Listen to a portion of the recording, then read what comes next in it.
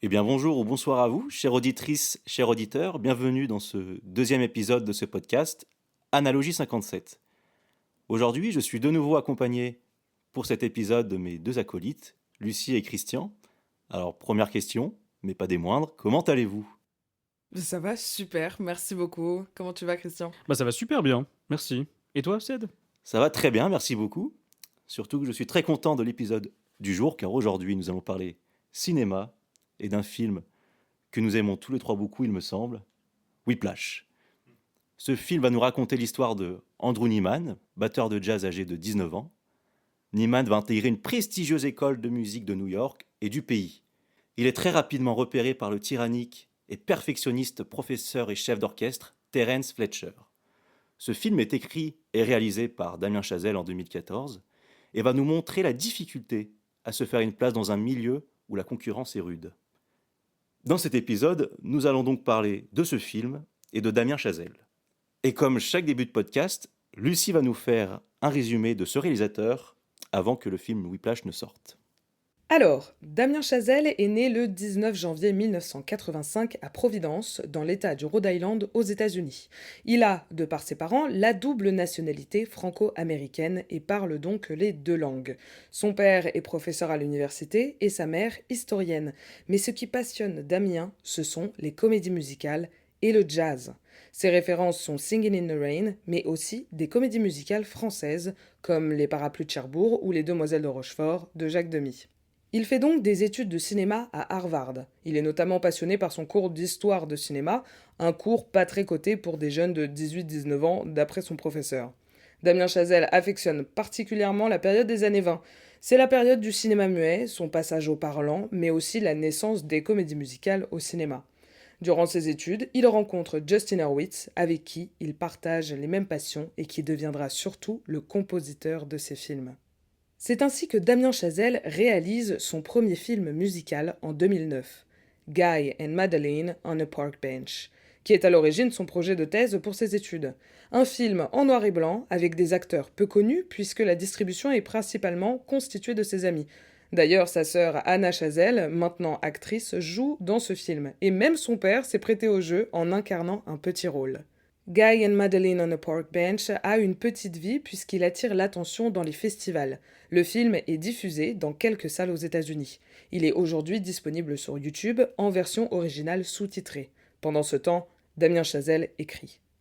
Il devient le scénariste du film Grand Piano, réalisé par Eugenio Mera, et participe à l'écriture du film Le Dernier Exorcisme, partie 2, aux côtés de Ed Gazdonelli, le réalisateur. Les deux films sortent en 2013. Mais Damien Chazelle écrit une autre histoire, un autre scénario, pour lui cette fois. L'histoire d'un jeune homme qui rêve de devenir l'un des meilleurs batteurs de jazz de sa génération. Et oui, vous l'avez reconnu, c'est Whiplash. Il réalise d'abord un court-métrage, que vous pouvez d'ailleurs découvrir sur YouTube, dans le but de promouvoir le projet et pour avoir plus facilement des financements. Le scénario complet étant déjà écrit, il choisit de tourner les scènes de la première répétition de groupe avec Fletcher, un professeur tyrannique. Et par rapport au long métrage, ce sont quasiment déjà les mêmes plans, les mêmes dialogues et presque le même casting, puisque J.K. Simmons y incarne déjà Fletcher. Grâce à ce court métrage, il réussit à produire et donc à réaliser son second long métrage en 2014, un film qui donnera un tournant à sa carrière. L'histoire de Whiplash est inspirée de sa propre vie. Plus jeune, il prend des cours de batterie et son professeur est terrifiant. Dans des interviews à l'époque de la sortie du film, il dit même qu'il en fait encore des cauchemars une fois par mois. Pour lui, je cite, c'est un film très intime et personnel, voire même dérangeant. Très bien, merci Lucie pour cette intro en la matière. Je vais donc pouvoir poser ma première question et je vais commencer avec Christian. Quel a été votre ressenti durant et à la fin de votre visionnage? Je t'en prie. Whiplash, il faut savoir que je l'ai vu deux, trois fois. Une première fois sûrement à sa sortie, une deuxième fois quelques années plus tard. Et bah oui, en fait, trois fois. Et la troisième fois, ça a été pour le bien de ce podcast. Et au final, je pense que j'ai ressenti encore une fois la même chose que j'avais ressenti à l'époque. Ça veut dire que durant le film, j'ai été totalement happé par ce tempo frénétique qui est dans ce film. Et j'avais une limite envie de, de rentrer dans le film et dire mais ta gueule à ce professeur. Je fais ce que je veux, merde. Ou même foutre une gifle au personnage principal pour dire mais réveille-toi. Enfin, t'as vu à quel point tu souffres pour arriver à ce niveau-là? C'est horrible. Oui, plusieurs fois dans le film, tu te dis pourquoi il se barre pas en fait. C'est ça. C'est ça. Pourquoi il décide pas de dire et puis merde, je me casse, attends, je refuse qu'on m'insulte, qu'on me traite comme de la merde. Ouais. Et non, ce monsieur reste. Très bien pour lui. Hein. Et en ce qui concerne mon ressenti après les visionnages des films, finalement, j'ai ressenti toujours la même chose. C'est une satisfaction de voir le personnage d'Andy Liman prouver sa valeur. Et ensuite, j'ai trouvé ça un peu bizarre qui ne fuit jamais cette situation. En fait, je me suis dit que tout le long, j'avais cette phrase qui me revenait au final, c'est ne jamais fuir une situation sous prétexte que c'est un défi. Ça m'est revenu sans cesse, encore et encore et encore, et je me suis dit, ok, d'accord, c'est ça. Le film, il donne aussi une bonne dose de jazz qui est très appréciable, mais son obsession de vouloir toujours être le meilleur m'a par moments mis mal à l'aise. Pendant ou après? Et en fait, j'ai mis le point sur ce ressenti après, mais je pense que ça a été tout du long que j'ai ressenti ça. Oui, parce que c'est vrai que quand il se fait engueuler plusieurs fois par le prof, moi, ça a réveillé un peu des souvenirs de profs à moi qui étaient pas aussi durs que ça, mais tout de même. C'était d'ailleurs la question que je vais vous poser, mais est-ce que vous avez souvenir de profs qui vous ont marqué comme ça par le fait qu'ils soient des gens stricts ou... Ah oui, des profs, en vrai, j'en ai pas le souvenir. Enfin, en tout cas, pas autant, parce que c'est quand même. Il est quand même très tyrannique comme professeur. J'ai pas le souvenir d'avoir eu un prof à ce point-là. Ouais, mais un prof qui t'a marqué peut-être par sa, Ouais, même par ouais, sa ouais. dureté. Ouais, oui, clairement. Mais je pense à tous les niveaux, c'est-à-dire en primaire, collège et lycée. Peut-être un peu moins le lycée, parce qu'on est un peu plus adulte, mais enfin, rien à voir, parce qu'en fait, le personnage principal a 19 ans dans le film, C'est mais ça, dans la ouais. scolarité, c'était plus enfant, genre primaire, Ouais. collège, ouais. Ouais, moi, Histoire de nous dresser dès le début. Ouais, j'ai plus ce souvenir de strict plus jeune. c'est ça.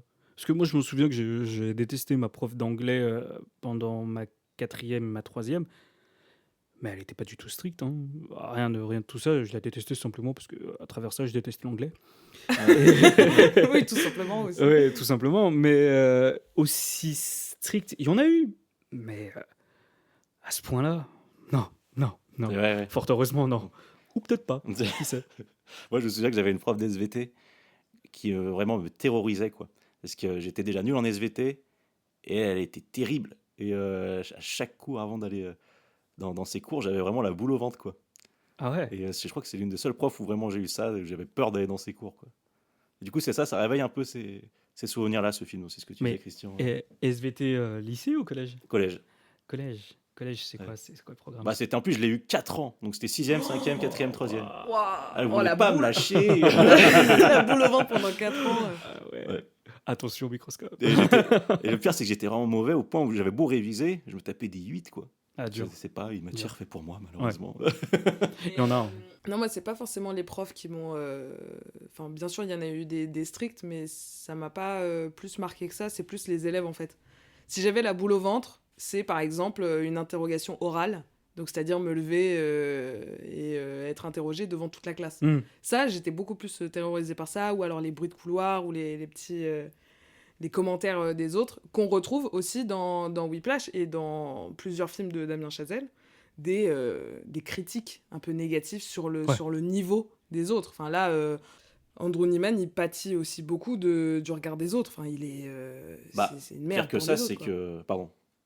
Mais pire que ça, c'est qu'il y a de la concurrence, quoi, en plus. Ouais, mais c'est surtout ça. C'est la concurrence. La concurrence. Donc, pour terminer, Christian, peut-être tu voulais... Non.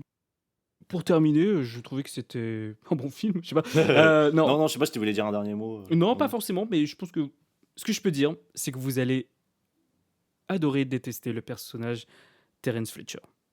Vous allez l'adorer de le détester. Ça, c'est sûr. Quelle performance de J.K. Simmons. Incroyable. Incroyable. Extraordinaire. Mm. Extraordinaire. Et toi, Lucie? Moi, le film, donc durant et pendant le film et à la fin du film, j'étais à fond dedans, pareil, mais dès le début. J'ai vraiment pas vu le temps passer. Ça dure 1h45 et c'est pile le bon temps.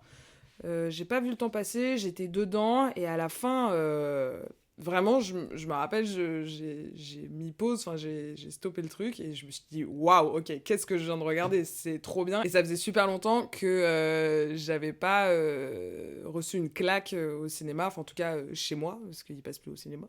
Ouais. Mais après avoir vu un film, waouh, ok.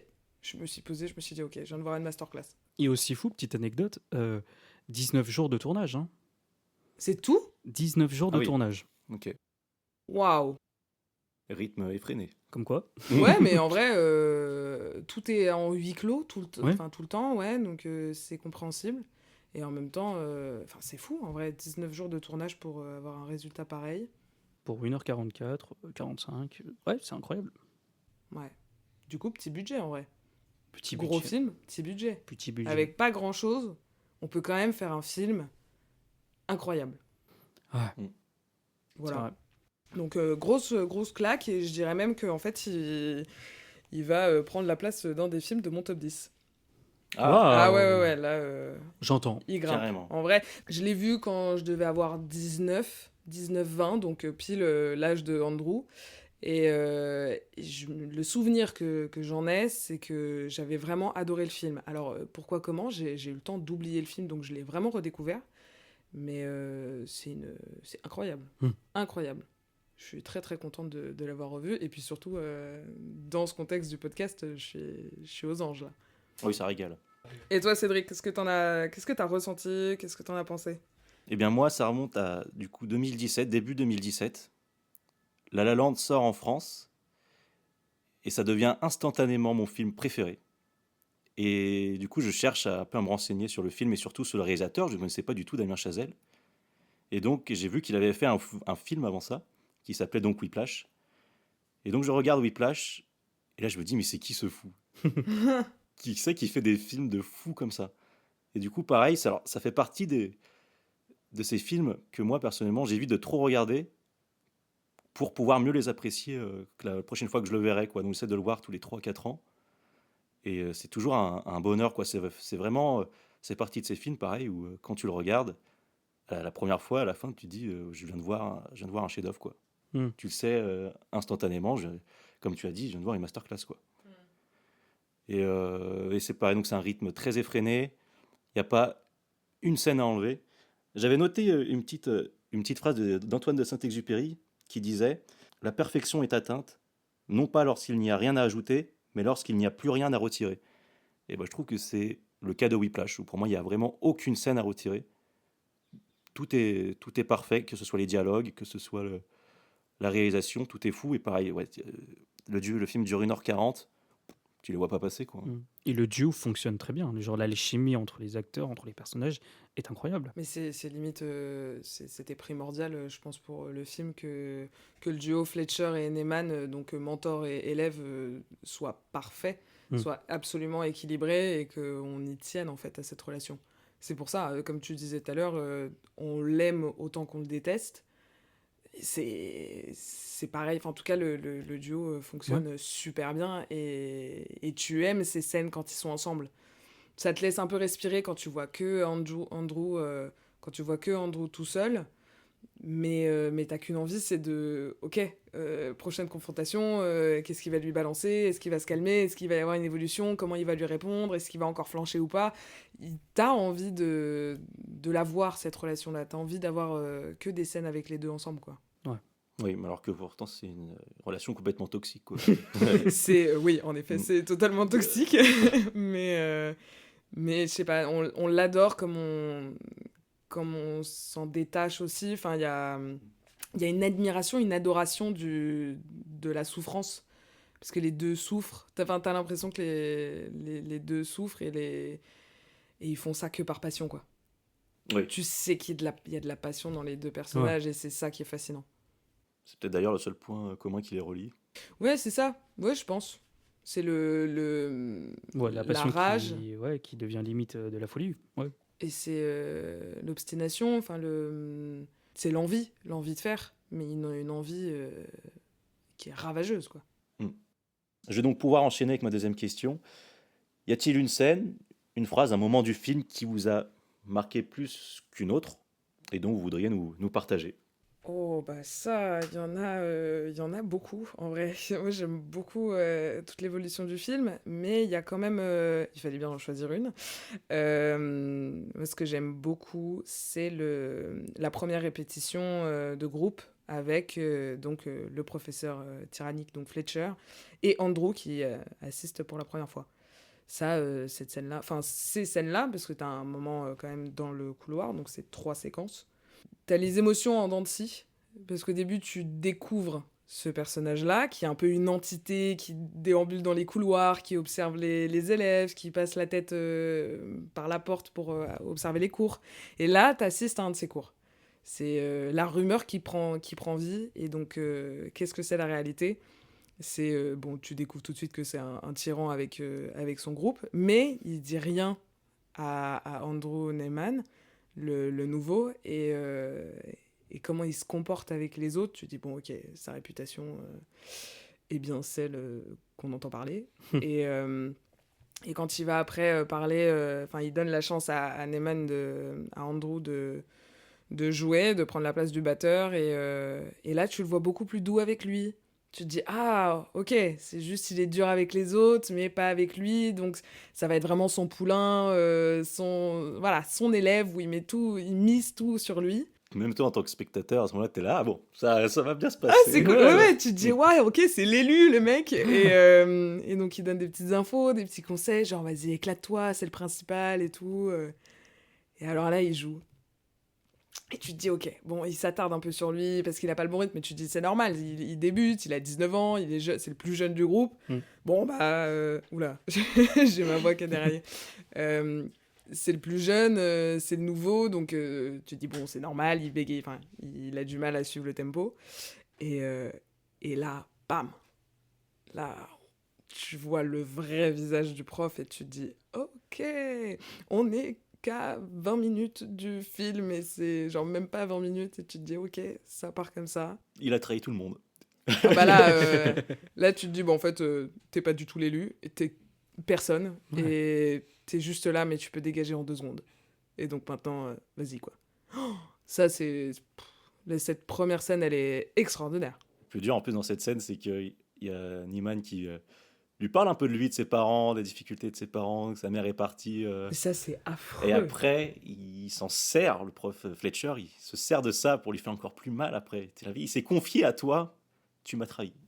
Mais ça m'a... Ah, ça m'a bouleversé. c'est afin de mieux le manipuler. Hein. Mais non, mais c'est ce retournement de point de vue, tu vois, son père qui est écrivain, bah il écrit quoi? Non, non, mais il est juste prof, mais il écrit, tu vois, donc Mm. c'est un côté très optimiste de la vie professionnelle de son père. Bon, bah sa mère est morte quand il était bébé. Voilà, tu te dis, bon, c'est plutôt optimiste et puis un peu fataliste, mais il vit avec comme ça. Et là, le prof qui le retourne bah t'as perdu ta pauvre mère, ton père c'est un raté, Je crois c'est un qu'elle s'est- écrivain raté, genre... Elle s'est barrée. Je crois que Oui, je crois qu'elle est partie. c'est plus ouais. qu'elle. Ouais, Elle est partie. Oui. Pour moi, elle était morte. Non, je crois qu'elle s'est barrée. Ah bon? Ouais, elle s'est barrée. Ah, mais pas dans qu'elle ma est tête, c'était... elle était morte. Bon, bah écoutez... En gros, c'est pas étonnant qu'elle se soit barrée, vu comme tu joues, en gros, c'est ça. morte. Oui, il dit ce genre de choses. Ouais, voilà. ah, c'est horrible. C'est affreux. Bon, en tout cas, elle est pas là, elle est partie, et il en joue, et il appuie là où ça fait mal. Et en même temps, tu te dis, putain, mec, pourquoi t'as donné toutes les clés? Pourquoi t'as donné ton talon d'Achille dès le début? Tu vois, il avait trop confiance en son prof dès le début. Bah, et puis moi, je serais tombé dans le panneau aussi. Enfin, le gars, t'as un peu peur de lui, tu entends des rumeurs. Les gars te demandent bah, d'où tu viens, comment ça s'est passé et tout. Tu te confies, t'es content, ils te posent la question. Ouais, c'est vrai. Ouais. Et il y a ce truc aussi, il demande surtout si dans la famille il y a des musiciens. Non, il y en a pas, donc enfin, il a pas baigné dans ce milieu-là, donc ça le rend encore plus particulier, plus unique, plus genre je suis l'élu et tout. Et en fait, Oui, puis surtout, il ne demande pas tout de suite ce que font ses parents. Comme tu dis, ils lui disent qu'il y avait des musiciens dans la famille. Ouais, Et après, il pose la question, donc il installe tout de suite cette confiance, cette pseudo-confiance, ouais, c'est un pour peu pouvoir ça. mieux le choper après. Mm. Hmm. Est-ce que tu t'es fait tout seul ou est-ce que c'est ton éducation qui fait que t'es là en fait, tout Exactement, ouais. simplement? Et non, tu t'es fait tout seul et donc c'est beaucoup plus respectable. Non, on s'en fout. Là, vraiment, il retourne sa casquette, genre, non, t'es personne. Et alors, ce moment, il est magnifiquement joué par J.K. Simmons, celui qui interprète Fletcher. C'est magnifique. Comment il peut avoir ce double jeu et ce double visage, tu te dis, waouh, ok, j'adore. Très fort. Allez, et pour vous? Vas-y, Cédric. Moi, quand je pense à Whiplash, quand je parle avec quelqu'un de Whiplash ou autre, moi, j'ai tout de suite la scène de la rupture entre Nyman et Nicole. Cette scène, alors, ce qui est fou, c'est que déjà, je la trouve super bien écrite. Et c'est ça qu'il faut rappeler chez Damien Chazelle, c'est que non seulement il réalise, mais en plus, il écrit tous ses films. Et l'écriture est superbe, quoi. Et donc, dans cette scène, Nyman a une petite copine, et donc il va avoir une évolution au fil du film. Et à un moment donné, il va décider de la quitter pour raison qu'il a besoin de se consacrer pleinement à sa passion de batteur. Et cette scène est terrible, et en même temps, elle est tellement nécessaire pour montrer à quel point Fletcher est rentré dans sa tête, quoi. Mm. Non seulement il est rentré dans sa tête pour le métier professionnel, on va dire, mais aussi dans sa vie privée, du coup, quoi. Parce que là, indirectement, il le pousse à quitter sa copine, quoi. Ouais, c'est jusqu'où va le personnage de Fletcher, même dans l'intime. Parce que du coup, en plus, dans cette scène, tu as de la peine pour Nicole, forcément, mais tu as de la peine aussi pour Nyman, quoi. Tu te dis, mais comment t'en es arrivé là, quoi. Qu'est-ce qu'il est prêt à sacrifier pour devenir le meilleur Exactement, ouais. et au final, il est prêt à sacrifier, j'ai envie de dire, le peu d'humanité qu'il a Oui, puis à le travers seul, sa copine. le seul point positif, entre guillemets, qu'il a maintenant dans sa vie, quoi. Ouais. Et en même temps, quand il explique les raisons à Nicole de pourquoi il arrête, je trouve ça super raisonné aussi. Mm. Parce qu'il dit, je préfère faire ça maintenant, parce qu'en fait, si on continue, il va se passer ça, il va se passer ça, il va se passer ça, et il va se passer ça, et j'y pourrai rien, et t'y pourras rien, et on va plus s'aimer, et en fait, on va se détester. Donc autant arrêter là plutôt que de continuer. Et j'étais là, waouh, ok, il y a une maturité dans sa tête d'un coup, genre... Oui, mais en même temps, il est pas sûr que c'est ça qui va se passer. Bien sûr, mais il y a un truc de... Il a tout calculé. Rares sont les personnes de 19 ans que j'ai Oui, croisées, en tout cas. il a fait un raisonnement assez froid, Oui, c'est ça, en assez fait, sans émotion. distant, Il sans perd émotion. de Il a l'émotion pris au fur et à mesure. tout ce qui est objectif, tout ce qui est rationnel. Et, et voilà en quoi il en a conclu. Ouais, c'est très mathématique, en fait. Mm. Bah, en fait, c'est mathématique comme le tempo, comme la musique, comme tout ça. C'est en effet, comme tu disais, Fletcher qui est rentré dans sa tête. Comme la musique est rentrée dans sa tête. Du coup, tu te dis, mais finalement, il est peut-être même pire que Fletcher, en fait, en faisant ça, finalement. Qui est le pire des deux Moi, je pense que c'est lui. Nyman Ah ouais? Ouais. Non. Pardon Pardon. Moi, je pense Non. que c'est lui le pire. Oh non. Franchement, en tant que meuf, je préfère qu'un mec me dise ça plutôt qu'il Ah, continue la batterie et que, Alors, et attends, que ça- pardon, qu'on se déteste. dans la scène ou tout le long du film? Là, Ah, dans la la scène. scène. Ah, dans la ouais, scène. Ok. Non, on parle de la Bah, scène. alors, oui, c'est Fletcher le pire. Pardon, excusez-moi. À ce moment-là À ce moment-là, oui. Enfin, genre, cet acte-là, Hmm. moi, je préfère entendre mon mec qui me dit Franco, bah écoute, en fait, j'ai besoin de me focus sur ma vie. Après, c'est dur à dire enfin, c'est dur à accepter quand elle lui dit, mais t'es sûr que ça va se passer comme ça? T'es vraiment sûr et tout? Oui, ça va se passer comme ça. Tu dis, bon, ok, là, bon, tu l'as en travers de la gorge, mais en même temps, il est ultra sincère là-dessus, quoi. Mais donc, surtout, en plus, que c'est une scène vraiment qui dure, je sais pas, 2 minutes, quoi. C'est vraiment très courte par rapport aux autres scènes dans le film. Mais c'est une scène, moi, qui m'a marqué et qui me reste en tête quand je pense à ce film. Ouais. Efficace, hein. Efficace, exactement. Et très bien écrite, comme tu Mhm. disais en vrai. C'est vrai que 2 Ils minutes. sont superflus. Mais il se passe tellement de choses. Enfin, ouais, Oui. dans le jeu et dans le dialogue. En plus, c'est tout simple, c'est un chant contre chant, plan large, master, enfin, tu Ouais. vois, c'est tout simple. Christian Me concernant, c'est une des répétitions. Et c'est la répétition où il joue avec les 3 batteurs. C'est quand les trois Oh, batteurs jouent j'adore.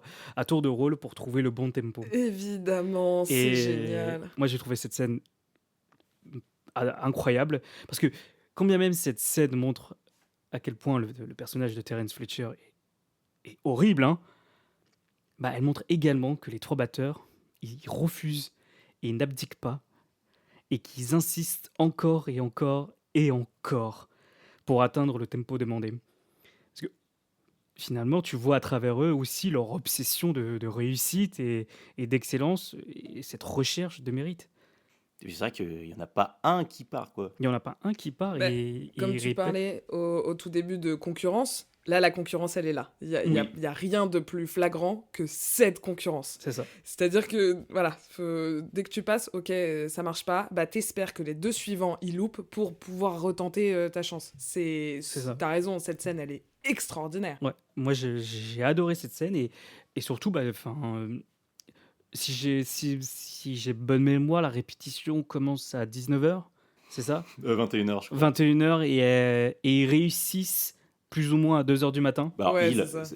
Oui, on oui, va pas spoiler, mais Oui, il y en a un il- qui a- Il y en a un qui réussit Voilà, il y en a un qui réussit à plus enfin, ou ils moins à finissent à 2h du 2 heures. matin et c'est seulement là qu'ils répètent après. Ouais, oui. C'est pour dire que déjà, il faut tenir jusqu'à 2h du mat et ensuite il faut tenir la répétition Oui, avec les mains ensanglotées et tout. C'est complètement barge. c'est ce que je me suis dit pile à la fin de ce truc de chaise musicale, de savoir qui allait gagner. Je me suis dit, attends, mais ils reprennent à 2 heures. Et là, il dit à tous les musiciens de rentrer. Je dis, attends, ils vont pas faire une répétition là. Ils sont morts. Les trois sont morts. Enfin, Ouais. genre, et puis même si celui qui a réussi, il a réussi une fois. Mais est-ce qu'il va réussir pendant la répétition, Non, du parce que coup physiquement t'es épuisé. Parce Bah qu'en là, marathon, non, au bout d'un mais- moment, tu peux Ouais, pas ouais. tenir la même Ah oui, distance. c'est pour ce fameux passage aussi de la musique Caravane. Mm. Caravane qui demande un tempo à 400, je sais plus si c'est Whiplash ou si c'est Caravane. Ah, je saurais pas te dire. Je sais plus, mais en tout cas, il y a un Je peux tempo pas te le dire. très très très élevé. Et donc, Caravane, il y a un beau solo de batterie et il faut absolument l'assumer. Ouais. Et là, c'est la grande compète, quoi. Et surtout que Fletcher demande aux autres élèves de sortir, de dire prenez un verre parce que là on va y passer toute la nuit. Ouais, Et donc en plus t'as cette pression que les autres attendent dehors. c'est ça. C'est Et terrible. Surtout que la batterie, c'est très bruyant. Hein. Tout le monde entend. Genre. il y a ce zoom par moment sur les autres étudiants où t'entends en arrière-plan Fletcher péter un câble. Oui. Et tu les vois, bien qu'ils soient un visage neutre et ils connaissent comment Fletcher il est, tu te dis, bah ok, c'est normal, c'est lui. Hein. Enfin, je suis en train de me laver les mains, c'est long, mais je me lave les mains, j'attends. Ah, moi je les sens plus agacés moi à ce moment-là. Moi je sens plus en mode putain ils abusent quand même, enfin c'est des batteurs, ils pourraient quand même y arriver. Moi j'ai plus cette sensation. Ah ouais, moi j'ai vraiment cette sensation où je connais Fletcher, je sais comment il est, Ok. et il veut ce tempo parfait. Et s'il l'a toujours pas, bah on l'entendra.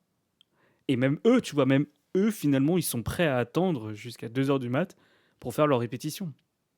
Oui, c'est C'est qu'on fou. parle des batteurs, mais faut se dire aussi qu'il y a tout le groupe, Il y a tout le groupe, tous les trompettistes, enfin tous les musiciens qui sont à côté, ils restent là. Hein. Il reste là. Ils viennent à chaque répétition, ils restent avec Fletcher. Donc on parle aussi de Andrew Neyman qui est à fond et qui est obstiné dans sa volonté de réussite, mais tous les autres, Tous les autres ils aussi. sont quoi c'est une vingtaine pour le groupe. Ouais, je crois que... Entre 15 et 20, un truc comme plus ça. ou moins, je pense. Ils sont tous là. Mm. Mais je suis plus d'accord avec toi sur le fait qu'ils attendent, ils acceptent. Il y en a certains, je pense, ça peut les énerver. En effet, bon, allez, vas-y, qu'il y a un batteur qui réussisse enfin, s'il vous plaît. Et en même temps, d'autres où c'est très neutre, mais aussi ce sentiment de, ouais, en vrai, Fletcher, il abuse un peu, quoi. Mm. Il est quand Ok. même 2 heures, les pauvres. En vrai, il y avait aussi un peu de pitié que je ressentais du point de vue des autres musiciens. Ok. Mais voilà pour ma scène préférée. Très bonne scène. Très, très, Très bonne très scène. bonne scène. Merci. Je vais enchaîner avec ma troisième question. Comprenez-vous l'impact de Whiplash? Parce que je rappelle que c'est un film multi-récompensé, et nommé d'ailleurs dans 5 catégories aux Oscars, et il en remportera 3. Meilleur acteur dans un second rôle pour J.K. Simmons, meilleur mixage de son, et meilleur montage. Je comprends tout à fait l'engouement, en tout cas pour Whiplash. C'est très subjectif parce que moi, je suis fan de ce film. Mais je comprends, comme je disais, ce côté assez simple. C'est en huis clos assez souvent. Le jazz est effréné, donc musicalement, on se régale. Et on a limite envie de faire un peu de batterie. Bon, pas avec Fletcher, mais à la fin, j'étais là, genre, en fait, la batterie, j'aime vraiment ça et ça donne vraiment envie. Je comprends l'impact après, mais je trouve ça fou que ce soit que son deuxième long métrage. Tu vois, je l'aurais mis un peu plus tard, mais en fait, il était jeune. Enfin, il a fait ça. Ouais, donc c'est son deuxième. Et franchement, je comprends qu'il ait interpellé des gens, surtout que les acteurs, le jeune en tout cas, est connu. Je sais plus s'il est connu à cette époque-là ou s'il l'est après, mais il a joué dans Si, Divergente, qui est un gros blockbuster. si, il a fait Les 4 Fantastiques. Ouais, voilà, il Un a fait reboot les des Codes 4 Fantastiques. Il est aussi dans Mais, Projet X. Mais Aussi. 4 Fantastiques, il y a fait après. Bah, alors, petite anecdote. Il était Petite normalement destiné pour La La Land. Non, ça aussi, mais petite anecdote. Petite anecdote, durant le tournage du court-métrage, il n'était pas disponible. Damien Chazelle voulait cet acteur Oui, c'est pour vrai. le court-métrage, et il n'était pas disponible parce qu'il faisait Les 4 Fantastiques en plein tournage. Ah oui, c'est ça, pardon, Voilà. je confonds. Oui, donc il faisait les 4 Fantastiques pendant le court-métrage, et c'est après pour La La Land où il y a eu un désaccord, où il était plus disponible, enfin il y a eu Hmm. un truc avec le réal, et donc il l'a pas fait. Mais oui, donc il était déjà connu en plus, donc un beau casting, un film simple, efficace, où la musique est formidable. Bah franchement, ouais, c'est incroyable. Donc aussi, je le recommande beaucoup. Je le recommande à mes proches dès que possible. Eh bien, je comprends tout à fait les notes dithyrambiques qu'il a eues, mais selon moi, il n'est pas primordial de le voir. Si on aime le jazz ou la relation maître-disciple, professeur-élève, alors foncez. Et vous allez passer un très bon moment, mais on peut s'en passer. Mais je comprends tout l'impact que Whiplash a eu, tout ce qui forme autour de lui sur le jazz et sur l'exploit de Damien Chazelle en tant que premier, deuxième film. Ça dépend comment on décide de le voir. Ok, ouais, je vois. Tu le mets pas dans la catégorie des films cultes, des incontournables à voir dans sa vie, Non. mais Non. c'est un bon film à recommander. Ouais, voilà. Ok, Mais je pense pas qu'il est pas primordial de voir Whiplash. ok, ouais. Oui, ouais, c'est idem. C'est un film que je recommande totalement. Que si en plus, si tu es une personne qui n'aime pas trop regarder des films, etc., là vraiment, tu vois pas le temps passer, quoi. C'est impossible de s'ennuyer en regardant Whiplash. Et c'était quoi la question un peu. L'impact. Ah oui, l'impact. Ah oui, je comprends déjà. La récompense pour J.K. Simmons, sa performance, je le redis, mais elle est folle, quoi. C'est fou de jouer aussi bien son personnage. Je suis sous le charme. Ouais, je suis Euh, d'accord. Très paradoxal. d'accord, Je suis sous le charme de Sous le Fletcher. charme. Ah non, Je suis d'accord avec toi. c'est fort, il est dur, il le fait bien. Donc, rien que pour ça, il faut regarder le film, quoi. En vrai, ouais, juste pour la prestation de Fletcher, ok. jeune comédien, Je ou vois. si on aime les acteurs, cette prestation, elle est dingue. Et c'est un des rôles, j'adorerais jouer un rôle comme ça. Ah ouais. Aussi tyrannique et passionné. Enfin, c'est dur, quoi. Mais ça doit être très satisfaisant. Quand tu dois tout défouler, quoi. Eh bien, nous allons pouvoir enchaîner cette fois-ci avec le quiz. Oui! Let's quiz. Let's quiz! Petit quiz à choix multiples.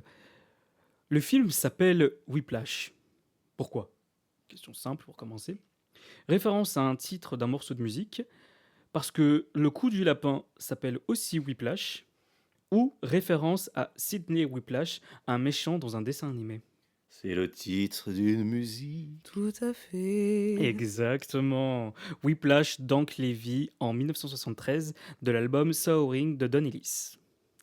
Ok. De quoi Damien Chazelle s'est inspiré pour faire son film? Des films de cuisine, guerre ou samouraï?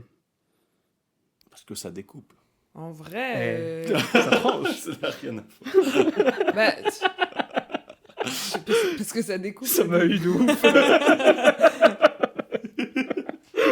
Putain, le con. Attends. Quand t'as posé la question, moi je pensais au sport, mais du coup ça fait pas partie des réponses. Donc cuisine, guerre ou samouraï. Moi, je dirais samouraï.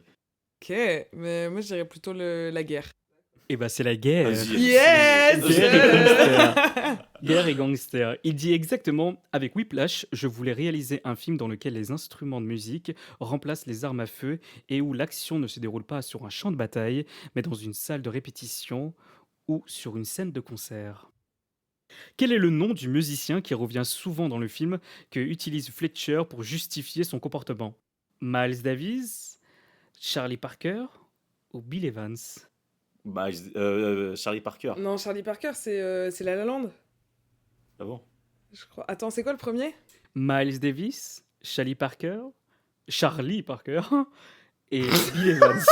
Non, je crois que c'est Charlie Parker. Hein. Ah, je sais pas. Ah, mais Charlie Parker, The Bird, Oui, Oui. l'oiseau. Oui. Ouais, donc oui. Donc c'est ça. Charlie Parker. Ok. Et effectivement, l'histoire que Joe Jones jeta une cymbale à Charlie Parker, car au cours d'une jam session, il aurait perdu le rythme. Alors, c'est un peu flou comme anecdote, hein. Certains disent qu'il aurait jeté la cymbale au sol, d'autres que c'était plus de manière humoristique. Personne ne Ah. sait exactement comment ça s'est passé. Ok. Enfin, Il y a plus plusieurs versions. personne ne sait comment ça s'est passé. Mais en tout cas, l'anecdote reste historique dans le monde du jazz. Excellent. Ok, j'adore. Euh, Moi, je pensais juste- que t'allais parler de... Je cherchais le nom du jeune étudiant qui est décédé. Ah, En fait, on qui comprend s'est sur ce pendu. truc-là. Ouais, qui s'est pendu, je pensais que Hmm. c'était celui-là. Mais Charlie Parker, ils en parlent dans La La Land. C'est pour ça qu'ils veulent l'appeler comme ça. Chicken and on a stick. Sébastien. je m'en souviens plus. Chicken on the stick. C'est par rapport à Charlie Parker, parce Ah, que bah. c'est l'oiseau. C'est l'oiseau. Ok. Il parle du même. C'est ça qui est drôle. C'est fou, hein? Pardon. Jusqu'à combien de pourcentage Miles Teller, Andrew, joue lui-même de la batterie dans le film? 50, 70 ou 100?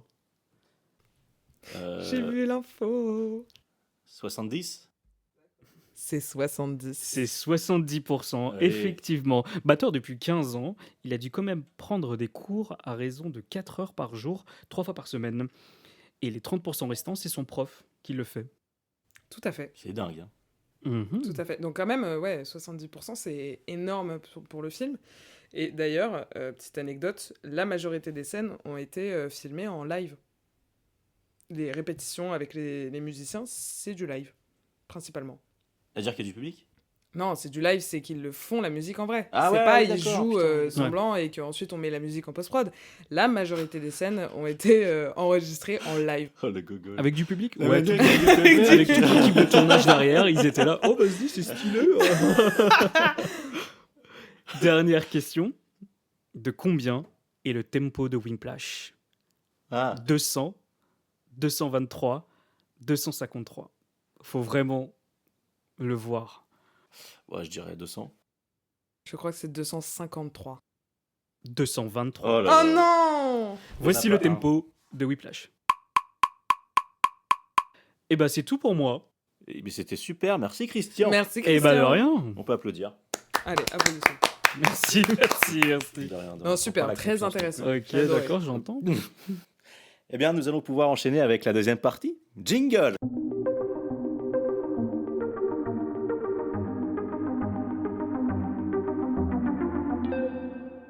Eh bien, dans cette deuxième partie, nous allons donc, comme la dernière fois, attaquer par la vie de Damien Chazelle, mais cette fois-ci, après Whiplash.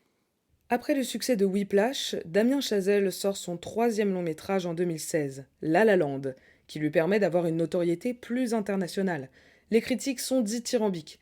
Une comédie musicale avec Ryan Gosling et Emma Stone en tête d'affiche, sans compter le thème musical qui devient incontournable et très reconnaissable. 14 nominations aux Oscars pour ce film. Il égalise le record historique avec le film Titanic et le film Eve. À cette cérémonie, La La Land obtient 6 Oscars. Meilleure réalisation, meilleure actrice pour Emma Stone, meilleur décor, meilleure photographie, meilleure chanson originale avec City of Stars et bien sûr meilleure musique de film pour Justin Hurwitz. L'ascension de Damien Chazelle est fulgurante. Il réalisera plus tard en 2018 First Man, avec toujours Ryan Gosling en tête d'affiche, et une série télévisée en 2020, The Eddie. Son dernier film Babylone sort en France en 2023. C'est le Los Angeles des années 20. Babylone retrace l'ascension et la chute de différents personnages lors de la création d'Hollywood, une ère de décadence et de dépravation sans limite. Le passage du cinéma muet au parlant, on y revient. Un film de 3 heures avec pour certaines scènes plus de 6000 figurants.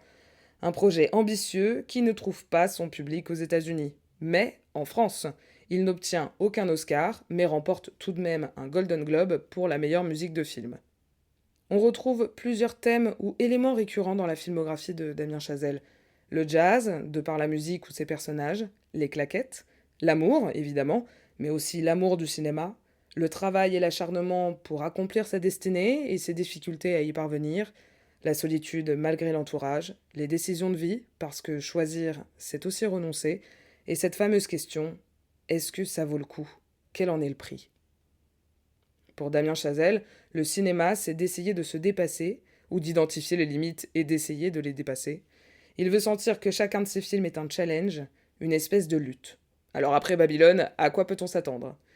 Il confie enfin dans une interview qu'un jour, pourquoi pas faire un film en France avec un casting français. Mais pour ça, il faut avoir la bonne idée. Waouh. Eh ben, on a hâte. Merci Lucie pour ces merveilleuses informations. Nous attaquons donc cette deuxième partie. Et donc, vous allez le confirmer, mais nous avions prévu pour ce podcast aussi en deuxième partie de voir 2 autres films. Alors, premier film sorti en 2009 qui s'appelle Guy and Madeline on a Park Bench. Merci Lucie de m'éviter un fiasco. Film musical qui raconte l'histoire d'un couple, Guy trompettiste et Madeleine au chômage. Dès le début du film, ils vont se séparer. Et on va donc suivre, voir les différentes étapes de leur vie et de voir comment ils vont se relever après cette étape douloureuse Qui est la séparation. qui est la séparation. Et il y a donc le dernier film de Damien Chazelle, Babylone, qui est sorti, lui, en 2022 aux États-Unis. Film qui se déroule donc dans les années 20. L'histoire raconte le passage.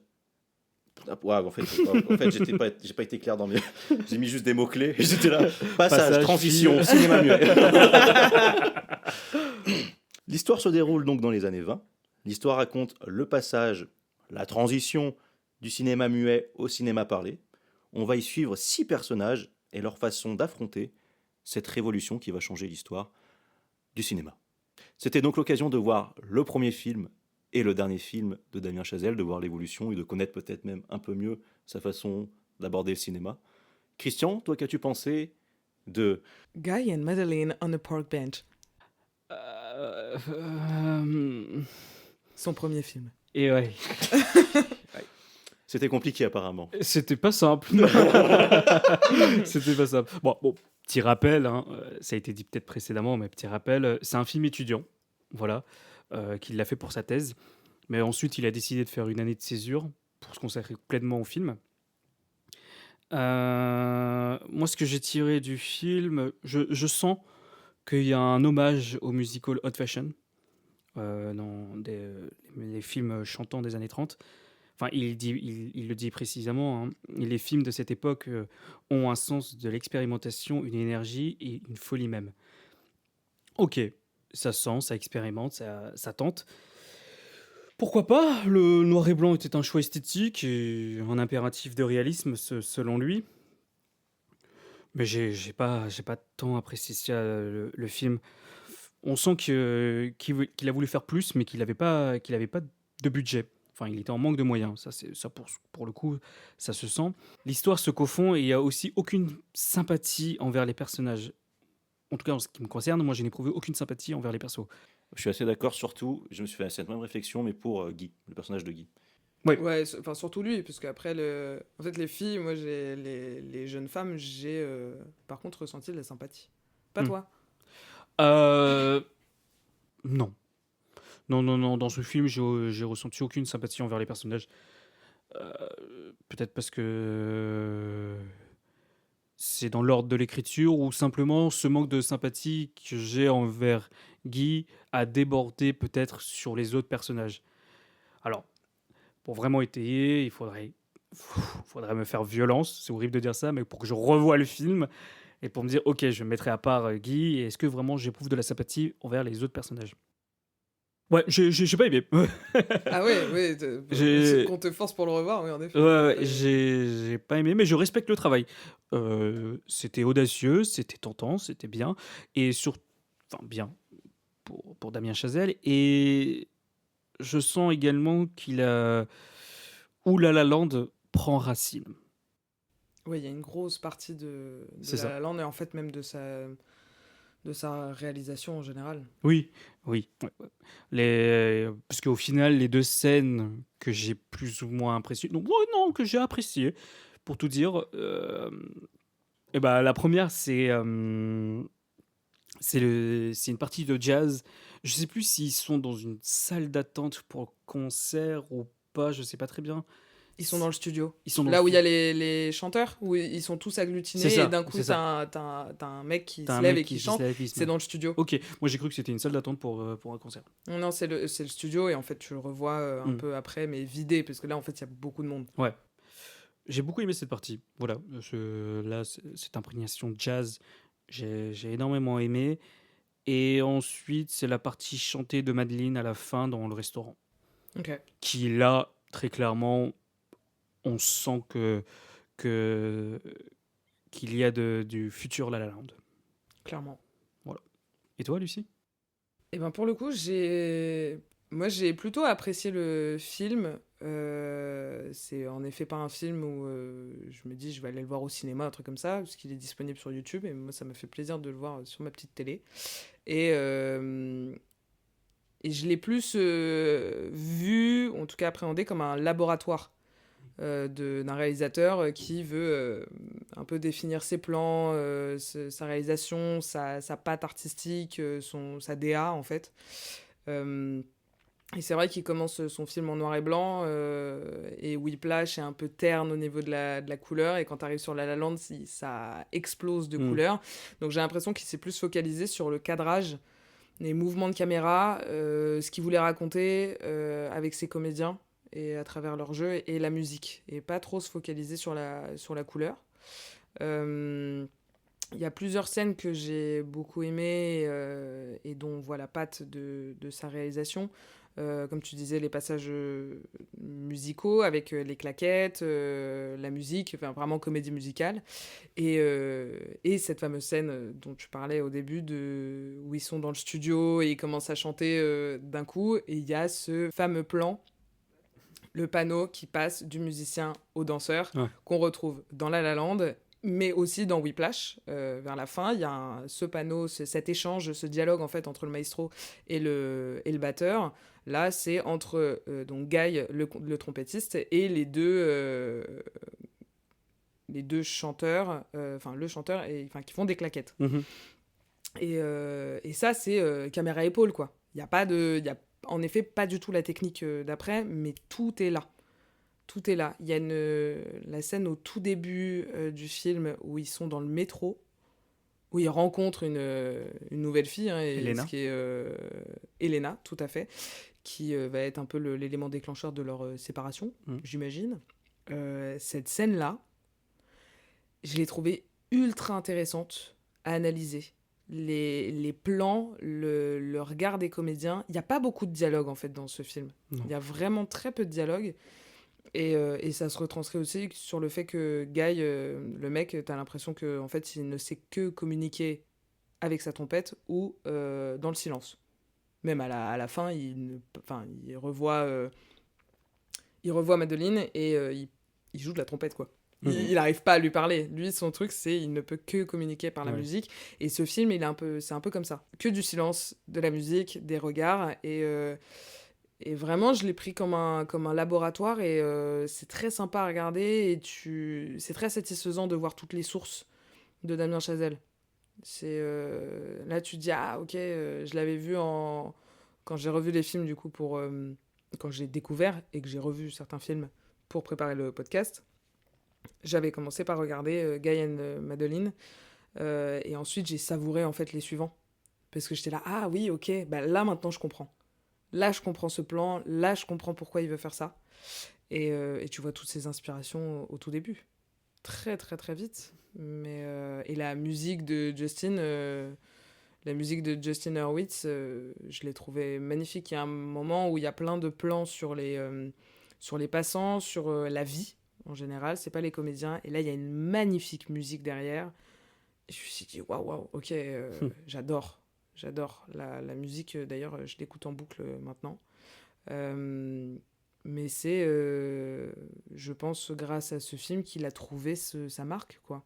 Ouais, ok. Et de faire ça à la fin des études. Certes, c'est pas un film que tu vas sortir au cinéma, même s'il a fait quelques salles, mais c'est pas un truc international, c'est pas un film à gros budget, mais c'est limite un documentaire sur les débuts de Damien Chazelle, et c'est très satisfaisant.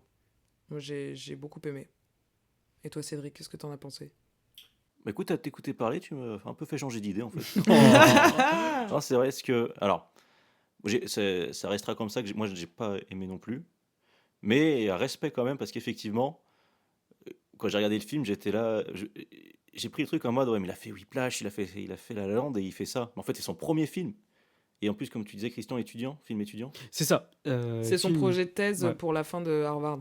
Oui, non, c'est incroyable en fait d'avoir fait quand même ce film-là pour un premier film, quoi.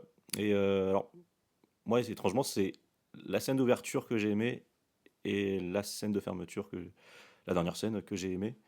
D'ailleurs, sur la scène d'ouverture, j'ai tout de suite que la première musique, on la retrouve dans La La Land. D'ailleurs, si vous voulez la retrouver, elle s'appelle Summer Montage ou Summer Montage, si on a un peu d'anglais en soi. Il y a carrément l'album sur les plateformes de ce film-là. Ah bah voilà. Ouais. Et du Qui coup, est apparu très récemment.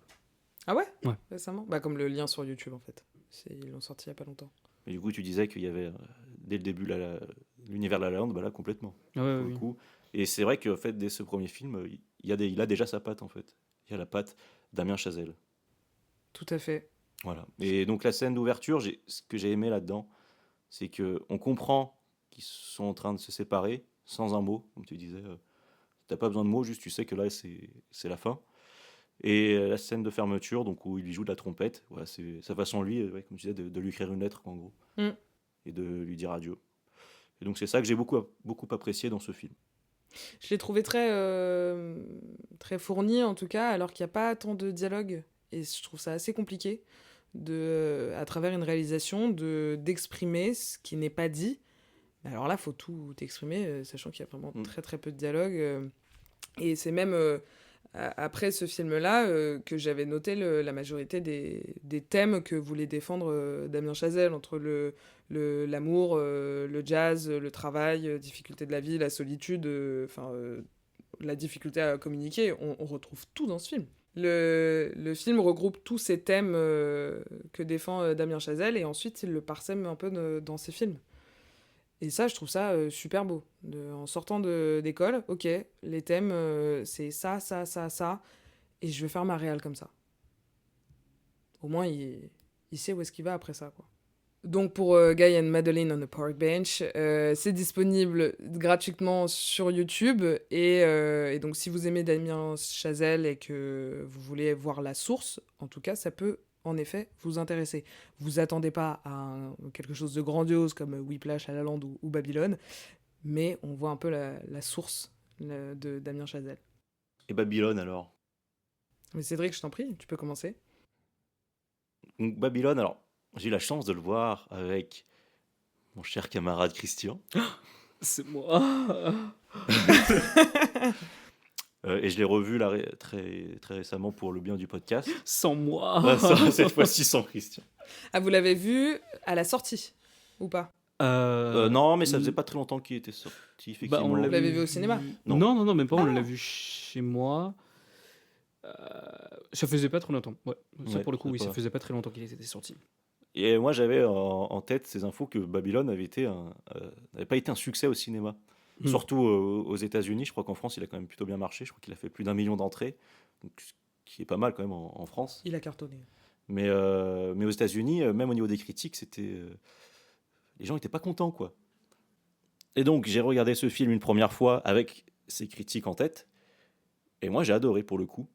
Ce que j'ai beaucoup aimé dans cette histoire, c'est forcément l'histoire d'amour entre Nelly et Manny, voilà, que je trouve particulièrement touchante, surtout à la fin, qui, moi, m'a profondément ému. Et qu'est-ce que je voulais dire? Ouais, alors, attends. Ah si. Et je veux surtout, alors, je sais que c'était pas prévu, mais je voudrais quand même parler d'une scène en particulier dans ce film, qui est la scène de Margot Robbie, où elle entre du coup dans le studio plein air là, du cinéma, je sais plus comment ça s'appelle, et qu'elle monte sur le bar. C'est au début, non? Ah, sa Ouais, toute première scène de cinéma. Ouais. Ouais. C'est au début. Et là, alors je sais pas si c'est des vraies larmes qu'elle fait ou quoi à ce moment-là, Margot Robbie, mais c'est exceptionnel. Ah oui. Moi, cette scène m'a particulièrement marqué. Et donc moi j'ai beaucoup aimé le film. Et voilà. Ok, ouais, très bien. Ok. En ce qui me concerne, j'ai pas trouvé que c'était un mauvais film, mais j'ai pas non plus trouvé qu'il était excellent. Euh, Et qui il parle lui? selon moi, il souffre d'un défaut, c'est sa lenteur. Je dirais qu'il a 30 et 45 minutes de trop. Ok. Voilà, ça c'est ce qui me concerne. Mais alors, bien évidemment, il y a des scènes qui sont excellentes, hein, mais elles se font tout de suite éclipser par ce défaut. Alors, en termes de scènes excellentes, moi je peux très bien aussi parler de la scène d'ouverture, euh, la scène où Brad Pitt il s'énerve. Brad Pitt qui est particulièrement touchant Ou dans ce qui film. est, ouais, que son personnage est totalement une remise en question sur l'idéal du comédien. La scène avec le bruit du micro, où, Ça, c'est elle est génial, juste ça. incroyable. Mm. Moi, je pense même que c'est peut-être ma préférée. Et où Margot Robbie, quand elle se bat avec le serpent. Aussi Ça, atypique. t'as aimé ça? J'ai beaucoup aimé, j'ai trouvé ça assez drôle. Mais bon. Ouais, dur pour moi de regarder cette scène. Ouais. Ah ouais? Pourquoi? J'ai très peur des serpents. Ah ok, Et du d'accord. coup, c'est vraiment bien fait. Du coup, C'est super bien fait. c'est super bien fait. Moi, j'ai pas. T'as pas aimé? Ah, j'ai pas accroché cette scène. Ah ouais, pourquoi ça? Je pense que c'est à partir de là où j'ai plus accroché. J'en reparlerai, je Ok. développerai après. Très bien. Mais voilà, j'en reparlerai. Oui, j'en étais. Scène du serpent. La scène du serpent. Bon, en fait, ce que je trouve dans le film, c'est que oui, il y a un rythme de jazz assez frénétique, et puis il y a ses longueurs. Ça fonctionne très bien avec Whiplash, et ça fonctionne aussi avec La La Land, mais je trouve que ça peine à fonctionner avec Babylone, car dans les longueurs, ça seul un tempo qui diminue beaucoup trop. Et pour que ça redémarre, eh ben, oui, le film redémarre, mais il redémarre sans moi. Donc, tu serais plutôt d'accord avec les critiques américaines. Non, parce que je trouve que les critiques américaines l'ont vachement descendu, pour le coup. Et je pense que les critiques américaines, elles ont mis trop d'espoir sur le nouveau film de Damien Chazelle, après La La Land, et bon, je parle pas de First Man, mais après La La Land. Et du coup, ils ont mis beaucoup d'espoir sur son nouveau film. Et bah, quand t'espères trop, et que ça n'atteint pas les espérances que tu veux, c'est un peu compliqué. Et même, il n'arrive pas à l'expliquer lui-même pourquoi ça a pas beaucoup marché aux États-Unis Ouais. et pourquoi, au contraire, ça a super bien marché en France. Mais c'est vrai que dans les interviews, il pourrait même pas l'expliquer. moi, c'est vrai que nous, les Occidentaux, on a une approche du cinéma qui est très différente des Américains en tant que spectateurs. Mais ouais, mais justement, moi, pour le coup, je pensais que ça allait marcher aux États-Unis et un peu moins en France. En fait, pas du tout. C'est totalement l'inverse qui s'est produit. Et alors moi, je pense que ça se résume sur le fait qu'aux États-Unis, c'est toute l'industrie américaine du cinéma, et du coup, tu es sous perf de tous ces blockbusters, tous ces films incroyables, et du coup, t'en veux toujours encore plus incroyable, encore plus incroyable. Alors que nous, bah, c'est des films exportés, et on a aussi nos propres films français qui sont aussi très bien. Je sais pas où je vais là. Mais pourtant, Babylone, c'est justement le plus gros film de Damien Chazelle. Donc pourquoi les Américains ne l'accepteraient pas? Justement, un Whiplash, je dirais qu'il fonctionnerait plus en France qu'aux États-Unis.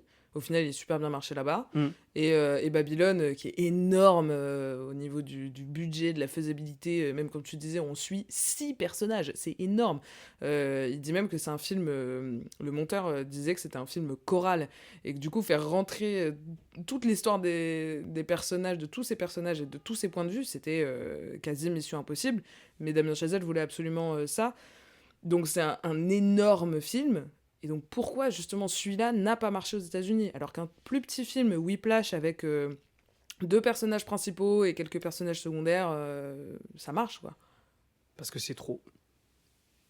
C'est trop. Je pense que c'est trop. Je reviens sur mon appréhension du coup sur ce rythme jazzy. Ça fonctionnait avec Whiplash, ça fonctionnait avec La Lande, ça fonctionne pas avec Babylone. Mm. Les longueurs, quand elles s'installent, elles sont trop longues. Ça passe avec les autres films, parce qu'au final, les films sont plus courts, du coup, les longueurs, certes, il y en a, mais elles sont plus courtes. C'est vrai. Alors que là,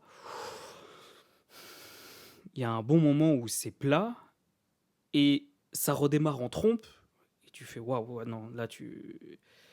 Pas Et tu avec m'as moi. perdu. Ouais, Ok. pas avec moi. Bah, Et toi? pour le coup, Babylone, justement, j'avais un peu les 2 avis. Moi, j'ai pas regardé les critiques ni américaines ni françaises. Après, j'ai vu des notes hallucinées, j'ai fait waouh, ok, d'accord. La France adore ce film. Ouais. Mais j'avais les premières personnes. Moi, je l'avais loupé au cinéma, donc je l'ai vraiment découvert pour le podcast. Et les personnes, mon entourage qui l'avaient vu au cinéma, la majorité, en sortant, m'ont dit j'ai détesté, va pas le voir, ça sert à rien, au pire tu le verras après, mais paye pas pour ça. Ça, c'est dur, par contre, hein. Ouais. C'est dur. Ouais. Et enfin, globalement, je pense que j'extrapole un peu le trait, mais c'était globalement, en vrai, t'embête pas. Et de l'autre côté, il y en a plein après qui m'ont dit non, moi, j'ai adoré le film, il est très cool. Donc en vrai, j'avais soit l'un, soit l'autre. J'avais pas de juste milieu. Et donc j'étais très curieuse de le voir. Et les côtés positifs du film, c'est moi ce qui m'a embarqué, c'est la colorimétrie, l'image qui est extraordinaire. Mais la première chose que j'ai notée, c'est les plans séquences. Que j'adore. Le premier plan séquence dans la fête au tout début du film. Oh, mais qu'est-ce qu'il est incroyable! Magistral, hein. C'est tellement fascinant, satisfaisant, avec tous ces costumes, ces couleurs. Enfin, c'était superbe. Et un autre plan séquence où justement on découvre le Hollywood, mais dans le désert, un peu fait avec 3 francs 6 sous. Il y a un beau plan séquence qui termine sur Margot Robbie qui découvre un peu ce milieu-là. Alors, ce plan, il est magnifique. Il y a plein de trucs. En vrai, la première partie, je l'ai vraiment adorée. De cette découverte un peu du Hollywood pas encore construit, mais genre c'est un peu cette naissance. Et j'avais vraiment l'impression que c'était des enfants. C'est des enfants qui veulent absolument jouer, la réalisatrice, le réalisateur, je veux jouer l'acteur, je veux jouer la caméra, je veux jouer... Enfin, voilà, ils jouent pas aux flics et aux voleurs, eux, ils jouent à faire du cinéma. Et tu le vois, par exemple, sur la réalisatrice au tout début. J'étais très ravie que ce soit une réalisatrice, d'ailleurs. Quand elle est au début et qu'elle voit Margot Robbie, elle dit... mais non, moi je voulais pas ça, je voulais elle, je voulais pas ça, je voulais pas ça. Elle est très exigeante comme une enfant, comme si elle faisait un caprice. Au final, elle accepte Margot Robbie et elle trouve ça génial. Et quand tu la vois plus tard dans justement le studio où il y a la naissance du son, elle est beaucoup plus douce et elle accepte un peu plus, elle est plus adaptée, elle est plus mûre, en tout cas dans sa réalisation, et moins frustrée par les contraintes. Et donc il y a un peu ça sur le film. J'ai l'impression qu'on les prend au tout début comme des enfants. Et qu'en fait, la naissance de Hollywood, c'est de mettre des enfants dans un monde d'adultes, d'un coup. Donc c'est ça que j'ai trouvé un peu intéressant, ce point de vue-là. Il y a le personnage qu'on voit un peu, c'est Lady Feizu, que je trouve magnifique. Elle est très fascinante, cette personne. C'est vrai qu'on la voit pas beaucoup, mais le peu qu'on voit. Ouais, elle est très cool, on n'entend pas beaucoup parler, mais dès le début, showgirl, quoi. Ouais. Elle arrive pour chanter le costume, la prestance. J'ai fait, ok, madame, pardon, j'adore. Tu vois tout de suite les années 20 là-dedans. Il y a... Qu'est-ce qu'il y a? Attendez, je relis mes petites notes. Ah oui, cette scène que là, je me suis dit, ok... limite, tu pourrais en faire un court-métrage et ça marche super bien. C'est le premier jour de tournage pour, en plus, Margot Robbie et en plus, Mani, mais sur un autre plateau, où t'as justement les plus de 6000 figurants qui font la guerre. Et Mani qui est obligé d'aller faire l'aller-retour pour aller chercher une caméra et tout. Parce qu'ils sont super stressés, il faut absolument ça. Ils cassent tout. Enfin, tu vois, c'est comme des enfants. Ils cassent tout. Ils ont plein de jouets sous les mains. Ils cassent tout. Ils prennent soin de rien du tout. Et, euh, et quand Mani revient, on a le coucher de soleil. Et en parallèle, on voit, en fait, dans toute cette séquence, ces moments de grâce que tout cinéaste veut atteindre au cinéma. Le moment de tu vois, Brad Pitt, il est bourré. Tu te dis, putain, attends, le mec a fait l'aller-retour pour une caméra et toi, t'arrives bourré, tu vas niquer le plan. Et là, il monte le truc. Il y a juste la caméra qui tourne, action. Et là, tu vois le moment de grâce parce que il y a le coucher de soleil. Il y a les deux acteurs qui sont excellents. Et un peu symbolisé par ça, t'as le papillon qui se pose sur son épaule et tu te dis, waouh, mais ça, tu peux pas le calculer. Non. Il y a des moments qui se passent au cinéma où tu peux pas calculer ce truc-là, tu peux pas le prévoir, tu peux pas l'anticiper, mais il y a des moments de grâce et c'est la larme qui coule sur la joue de Margot Robbie, c'est le coucher de soleil avec Brad Pitt, c'est le papillon qui se pose pile sur l'épaule et tout ce moment-là où il y a un silence de toute l'équipe technique derrière, alors qu'il n'y a pas de son, donc ils pourraient parler, on s'en fiche, mais là tout le monde se tait et tout le monde observe. Et dès qu'il y a coupé, tout le monde applaudit, mais comme s'ils avaient réussi l'exploit de leur vie. Ça, ce moment-là, ça m'a fait vibrer, parce que je me suis dit, ok, c'est vraiment destiné pour les... En tout cas, ça parle beaucoup pour les gens qui adorent le cinéma et en faire, et juste des passionnés. Donc, toute cette première partie-là, cette découverte, j'ai adoré. Et alors, Qu'est-ce qui t'a pareil... fait flancher? Non, il y a aussi une dernière scène qui est un peu reliée à ça, c'est quand Manny Torres devient réal d'un coup. Genre, il a réussi à gravir il a réussi à gravir les échelons et là, il devient réal sur le plateau et il sait faire. D'un coup, c'est dans ses veines et tout et il adore. Moi, j'adore ce passage-là. Après, ce qui m'a fait flancher, ça a commencé, je pense, à la scène du serpent. Ok. Déjà le début, avec l'éléphant et tout, j'étais là, waouh, ok, qu'est-ce que c'est que ce bordel? Je trouvais ça gras au début, tu vois, et le serpent, j'étais là, ok, ça commence à être un peu too much. Ah, Là, ok. ça commence un peu à me perdre. Genre, D'accord. ok, je comprends ce truc, mais j'étais plus du côté justement de Lady Feizu qui est à côté en train de fumer sa clope à la voiture, en train d'attendre que les autres fassent joujou. J'étais plus de son point de vue de ok, d'accord, bon, super. Moi, ce qui me marque dans cette scène, c'est que donc c'est Margot Robbie qui dit qui veut voir mon père se battre contre un serpent. Et quand ils arrivent dans le désert, qu'ils trouvent le serpent, le visage de Margot Robbie, on dirait un serpent. De la façon dont elle s'exprime, un peu l'expression qu'elle a, Hmm. elle se met un peu à la place du serpent à ce moment-là, en mode mort mon père, quoi. C'est ce qu'elle elle s'entend pas très bien avec lui. Enfin, Ouais. Hmm, J'ai pas remarqué ça. et moi, je suis là, waouh. La façon dont elle le regarde, le visage qu'elle a, c'est le serpent à ce moment-là. ah ouais, ok. Ah, c'est ultra intéressant en vrai. Ouais. Parce qu'il y avait, justement, ça m'a rappelé juste avant, t'as plein de petits clins d'œil, c'est que justement le père, qui est l'agent de Nelly, donc Margot Robbie, je me suis dit, putain, en fait, c'est le début du merchandising. Parce qu'il dit, on va faire un grill sous le nom de ma fille. Et j'étais là, mais attends, quoi? Ta fille est actrice, qu'est-ce que tu veux faire? Un restaurant, grill, barbecue, un truc comme ça? Et juste avant qu'elle pète un câble et qu'elle demande le serpent, on retrouve ça dans Whiplash, dans La La Land, même peut-être dans Guy and Madeline. Je suis pas sûre de cette info, mais elle entend des critiques négatives sur son jeu. Elle a une voix de crécelle, de toute façon elle joue mal. Il y a la même scène dans La La Land, la même scène dans Whiplash, et ça ronge les persos, et c'est super dur. Moi, je me suis vachement retrouvée là-dedans les critiques. C'est toujours les critiques négatives, les haters, enfin, ça bouffe et ça fait partie de ces thèmes récurrents.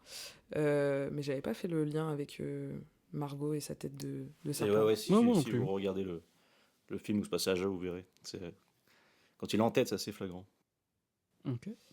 Et ensuite, après, Ça m'a vraiment paumé quand là, il y a eu le truc des mafieux. Là, Cette scène est particulièrement ah non, marquante. mais Oui. ça, ce truc-là, je me suis dit, ok, tu as Margot Robbie qui implore Manny de lui sauver la mise. Ça, ok, j'étais dedans. Et, euh, et quand il lui dit, c'est bon, tu vas gérer ça, machin, je me suis dit, bon, bah, ça va être un truc en off et on va voir les acteurs. Je me suis jamais dit que Manny Torres allait donner les billets et tout. Alors là, quand je vois ça, je me dis, ouh là, on arrive dans un monde et tout. Je me dis, ok, intéressant, on va voir un peu ce côté d'argent, de fric, d'addiction dont je parlais dans le dernier épisode, de sexe, drogue, alcool, enfin, tous les méandres, tous les côtés sombres de l'humanité, de la société, tout ça, toute la folie des années 20. J'imagine que ça doit être ça. En tout cas, la volonté de Damien Chazelle de montrer cette partie sombre de cette période. Mais alors là, oh là là, c'est long. C'est long et j'étais là, est-ce que c'est vraiment nécessaire? Ok, c'est très atypique. Pour le coup, en tant que spectatrice, ça m'a totalement perdue. Je me suis dit, Ouais, mais la première fois que je pourquoi l'avais faire? vu, j'étais un peu comme ça aussi, genre c'est long. Et là, la deuxième fois, je l'ai plus apprécié finalement. Ah ouais? Ouais. Je sais pas, ce truc qui finit en violence, enfin... J'étais là, oulala, oulala, Et attendez, peut-être on qu'il a était... voulu nous montrer une autre partie aussi de cette époque-là aussi. Ouais, ouais. Ouais, mais je trouve que c'est trop. Bah, il y a un côté très onirique de rêve, on dirait que c'est un cauchemar.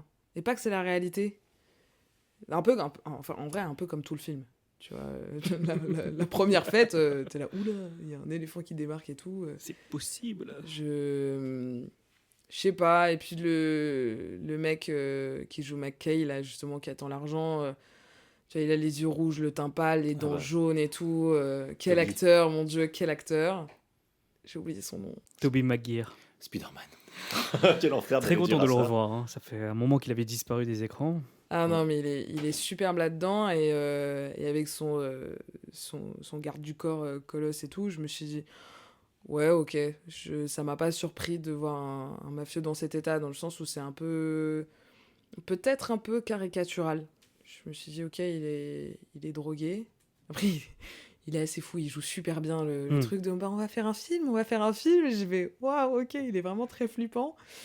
Mais je sais pas, je me suis pas retrouvée là-dedans, c'était too much, il y avait peut-être un trop gros décalage, et puis je me suis dit, ah ok, donc on parle d'autre chose.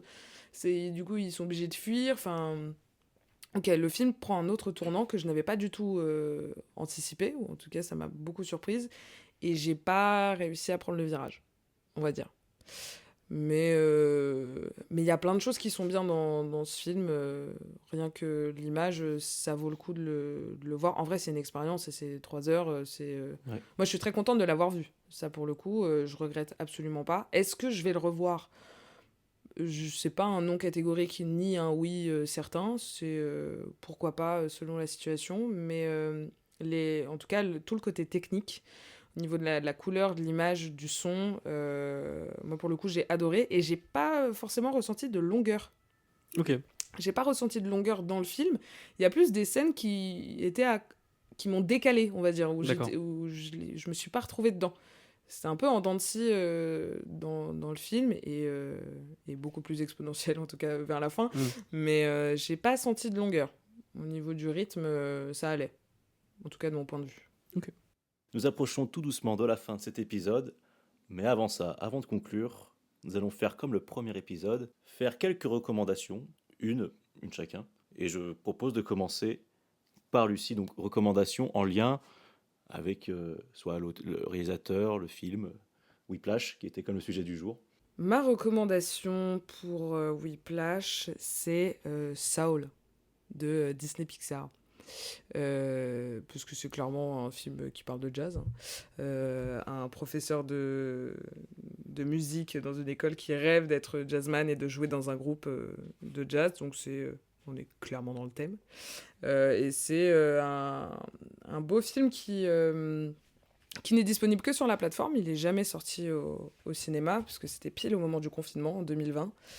Ça retrace pas mal de thèmes que Damien Chazelle euh, a, ou en tout cas défend, sur l'obstination à réaliser son rêve, le jazz, l'amour de la musique, de cette flamme qui donne envie de vivre, tout simplement. Moi, ça fait partie d'un de mes films, le comfort movie, où j'aime bien le regarder et ça me fait du bien. Donc, si vous l'avez pas vu, je vous invite à le regarder. C'est carrément dans le thème du jazz. Voilà. Ok, Christian? super. Moi, je vous conseille Night Call, sorti en 2014 avec Jack Gyllenhaal, un acteur que j'apprécie énormément. Alors, cette fois-ci, on n'a aucun rapport avec le jazz, mais tout comme Whiplash, on est dans la recherche de l'excellence. Mais cette fois-ci, poussé à l'extrême.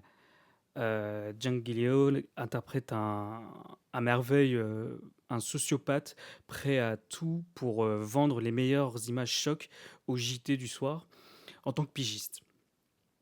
Il y a là une obsession presque maladive dans la réussite et qui est dans les deux films. Aucun des deux films ne glorifie ou ne condamne le héros, hein, mais il nous laisse dans cet inconfort moral, comme j'avais précédemment parlé sur Whiplash, ce malaise. Et Jack Gyllenhaal, pour moi, nous offre une prestation qui est totalement glaçante et hypnotique. Ok. Très bien. Et bien pour ma part, moi je vais vous conseiller dans un autre registre 8 Mile, donc avec Eminem, sorti en 2002. C'est un film que j'ai saigné, que j'ai vu des dizaines de fois. J'aime profondément ce film. Donc là, on est sur le rap. D'ailleurs, film qui a reçu un Oscar, Oscar de la meilleure chanson originale pour Lose Yourself, de Eminem. Petite anecdote, peut-être un peu connue, je ne sais pas, mais je la dis au cas où, que lors de la remise de cet Oscar, de cette récompense, Eminem, lui, était chez lui en train de regarder des dessins animés avec sa fille. Voilà. De quoi ça parle? Pour ceux qui ne l'ont pas vu, on va y suivre Jimmy, surnommé B-Rabbit, qui participe à des battles de rap. Voilà un peu l'histoire de Eminem. Dès le début, on va le voir confronté à une humiliation, parce qu'il va partir d'un battle de rap au moment où c'était à lui de clasher.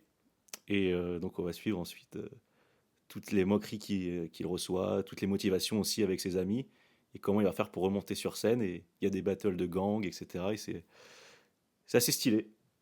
C'est assez stylé, donc je vous le conseille fortement dans un autre registre. On a parlé de jazz. Fin de podcast, c'est le rap. Donc voilà, regardez ça, c'est super pour ceux qui ne l'ont pas vu. Ouais. Super. Merci beaucoup. Eh bien, merci à vous. Vous avez passé un bon moment. C'est ça, bon moment. Super moment. Un très bon moment, exactement. Eh bien, moi aussi, j'espère que vous aussi, vous avez passé un excellent moment. Merci à vous d'avoir écouté ce podcast. On se retrouve dans un prochain épisode. En attendant, faites attention à vous et à très bientôt. Bisous. Tchuss.